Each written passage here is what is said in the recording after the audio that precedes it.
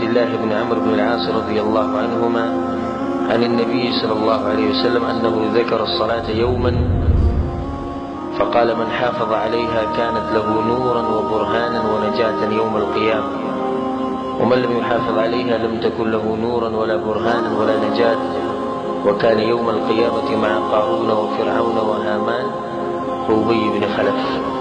رواه أحمد. دليل أجيبها حديث دي وغوكي كي ترجميتها. عبد الله بن عمرو بن العاص رضي الله عنه ويجي يورز رسول صلى الله عليه وسلم د مانزه تذکره کوله، یی د مانزه فضیلت او اهمیت بیانو. صحابه سره ناسو د مانزه اهمیت او فضیلت بیانو. نذیر دا نتیجه راوځي چې په مجالسو کې د مانزه باس پکار دي چې د خلکو کې لموز عام شي. نو رسول صلی الله علیه وسلم د مانزه فضایل ذکر کول، د مانزه تذکره د مخکې کول، نو دی وی من حافظ عليها چې د مانزه خیال وساتو. د دې مطلب دا دی د مانزه حفاظت کول مطلب دی چې موږ په ټیم سره وشي، کم ټیم چې الله مقرر کړی شریعت چې کوم ټیم خو دی هغه ټیم باندې موږ وشي. اولنۍ خبره دویم ارکان واجبات شروط چې څومره پکې دنه دي چې هغه په کامل طریقې سره وشي، په جمع سره وشي د سړي لپاره چې دا شروط پکې نو رسول صلی الله علیه وسلم سوی وره كانت له نورا. چې د مانزه خیال وساتو نو د هغه دپاره به دا مونځ رڼا وي. رڼا به له په کوم وخت کې کله چې تیارې شي، لکه په قبر کې چې کله د انسان کېښودی شي نو تکه تورو تیارې په دغه تیارو کې به دا مونځ رڼا ورکوي. ځکه رسول صلی الله علیه وسلم په یو حدیث کې وایي: ويبشر المشائين في الظلم إلى المساجد بالنور التام يوم القيامة. كم خلق چې په تیرو کې جماعتونو ته ځي، سهار راپاسي تکه توره تیارې، خاص کر زموږ په علاقو کې چې هلته د بجلۍ داسې بندوبست نه وي، په پای کې یو سړی راوځي او د الله کور ته روان وي لمونځ کوي، نو رسول صلی الله علیه وسلم وایي چې دې خلکو له زیری ورکوي چې الله به ولا رڼا ورکوي د قیامت په ورځ. نو په تیاره کې نو بدلې لري چې رڼا به ورکوي. او الله په قرآن کې د هغې بحث کړی دی: یوم ترى المؤمنین والمؤمنات یسعى نورهم بین ایدیهم وبایمانهم. د قیامت په ورځ به د مؤمنانو سره رڼا وي، او هغه رڼا غټ سبب چې دی هغه مونځ دی. او منافقان به ولاړي وي به چې موږ لم رڼا کېدی. سورة الحدید کې دغه بحث راغلی خو په تفسیر کې هلته ښه تفصیل کړی. نو منافقان به هم دا رڼا غواړي خو دا به دوی ته نه میلوي. د قیامت په ورځ ذلت د هغه سړي دپاره دی چې هغه مونځ نه کوي. لکه الله سبحانه وتعالی په سورة القلم کې څه وایي چې کله دوی ته د سجدې وویلی شي د قیامت په ورځ، نو دوی به سجده نشي کولی. لا يستطيعون خاشعة أبصارهم ترهقهم ذلة وقد كانوا يدعون إلى السجود وهم سالمون. د قیامت په ورځ الله به د سجدې امر وکړي، نو صرف مؤمنان سجده کولی شي. د کافرانو د منافقانو د املاګانې به بلکل دې شي لکه لرګی، سجده به دې شي نه کولی. خو خو په منځ موږ سره سجدې لګولي، خو منافقت هغه دوی د الله لپاره مونځ نه و کړی. او الله وقد كانوا يدعون الى السجود وهم سالمون. کله چې دوی روغ رمټ په دنیا کې دوی ته د سجدو ویلی شي خو د سجدې نه یې لګولې. د قیامت په ورځ ذلت د هغه سړي دپاره دی چې هغه د لمونځ او دس خیال نه ساتي. نو دا ډېره عجیبه خبره ده. كانت له نورا، رڼا به دا رڼا به په قبر کې ډېر کار ورکړي، او د قیامت په ورځ به کار وکړي چې به تورو تیارو کې کېښودي په قبر کې یوازې نو دا مونځ به تا نه رڼا درکوي. الله سبحانه وتعالی په امر باندې د دې حفاظت کوي. دویم وبرهانا، او دا به یو دلیل وګرځي د سړي د ایمان. د سړي په زړه کې ایماني د مونځ به کوي، چې ایمان پکې نه وي نو هغه مونځ نه کوي. چې سړی مونځ اودس نه کوي بس پوه شي چې د په زړه کې ایمان نشته. او چې کله سړي د مونځ اودس خیال ساتو نو پوه شي چې د په زړه کې ایمان دی. رسول صلی الله علیه وسلم وایي چې دا مونځ یو دلیل دی د ایمان. ونجاة یوم القیامة، او د قیامت په ورځ د نجات سبب او ذریعه به د مونځ وګرځي،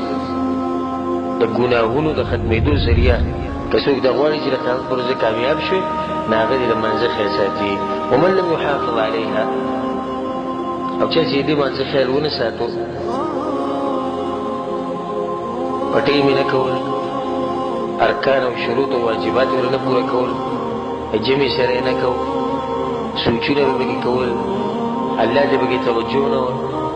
رسول الله صلی الله علیه وسلم په طریقې مونږ نه کو رسول الله صلی الله علیه وسلم وی چې لم تکن له نورا ولا برهان ولا نجات نه دې سړي سره باندې رڼای نه به د ایمان باندې دلیل او نه به د قیامت پر ورځ د نجات لار ملایي کوم سړي چې د مانځه خیال نه ساتي ګور رسول الله صلی الله علیه وسلم دې شنو دی چې څوک مونږ نه کوي دې شنو دی چې مونږ نه کوي سیوی ومن لم يحافظ عليه هذا سوء خبر چې څوک د مانځه خیال نه ساتي هغه به دی چې لا بالکل نه کوي چې هغه بس چې څوک د مانځه خیال نه مونږ کوي خیال نه ساتي توجه وته یو عادت جوړ کړي چې نن سبا غالبا منځنی ولید بالله قرض ده وګینه کو ځول غواړي نو خبره ختمه شي قرض ده بس خلک په دې کې وی چې وګوره وزيري ګيري ته وګوره او د دې پلار ته وګوره او د ته وګوره او دا وګوره د موږ کې دل یې نه ځینې کسان دي چې جاغور ازي منځله یا دې ری مشرقاري چې دې ټینګه وسوک نه کېني یو سره پلار یو سروري نو دې خلکو ته د منځه اجر نه ملوي نو موږ کوي خدای سره سره په دوی درنا نه ملوي د دوی سره په دلیل نه برهان او نه به قیام پر دوی ته کامیابی ملوي ولیا بالله غټه سزا به دی وكان يوم القيامه مع قارون وفرعون وهامان وابي بن خلف د قیامت پر ورځ به دا سړی د قارون سره او د فرعون او د هامان او د ابي بن خلف سره قارون خو د ټول پیژنې چې مالدار سړی او الله غرق کړو او فرعون چې هغه بچاو او د اولوهیت او د ربوبیت دعوی کړی و الله سبحانه وتعالی غرق کړو هامان چې د فرعون وزیر او ابي بن خلف چې د مشرک او خبيث او تاجر او غټ سړی ها تپوس درځي چې رسول صلی الله علیه وسلم نور کافرانو ولې ذکر کوي چې د سلوري ذکر کوي ډېر د سوچ خبره چې سره ته پوښتنه کوي چې په حدیث کې راغلي چې د سره د قارون سره د فرعون او د حمان او د ابي بن خلف سره ولې به د سره نور غټ کافران چې هغه ولې ذکر کوي جواب دا دی چې د منځنه چې سره مشغول کیږي او د منځه خیر نه ساتي نو دغه یو څو اسباب دي یو سبب خدای چې د سره په بچای کې چې سره مشغول شي داغه الله طرف ته توجه نه یا به د سره وزیر او د وزیر مغټ کاری د دې د بچا سره مشغولي بچای کې د مجددس نه غالبا نه وي دریم یا به مالدار او مالدار سره ولیا بالله غالبا دي چې د منځ طرف ته دینداري طرف ته توجه نه دی مال به کې غرور او تکبر اچولای الا من رحم الله چې نیک سړی به باندې مال اثر نه کوي او څلورم